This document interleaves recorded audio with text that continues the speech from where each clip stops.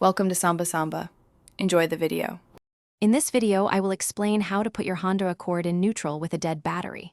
First, locate the small shift lock-release button or access port near your gear selector. It's often covered by a small cap. Use a flathead screwdriver or your car key to gently remove the cap and then insert it into the opening. Press and hold the release mechanism firmly while simultaneously moving the gear shifter from park to neutral. This bypasses the electronic lock. If the standard shift lock release doesn't work, consult your Honda Accord's owner's manual for model-specific instructions. Some models might have a slightly different procedure or location for the release.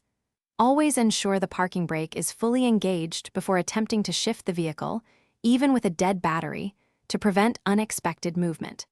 If the battery isn't completely dead, a quick jump start might provide enough power to shift normally. Safety is paramount when dealing with a dead battery and moving your car. Always ensure the parking brake is firmly engaged before you begin any work. If you are on an incline, it's wise to use wheel chocks to prevent any accidental rolling.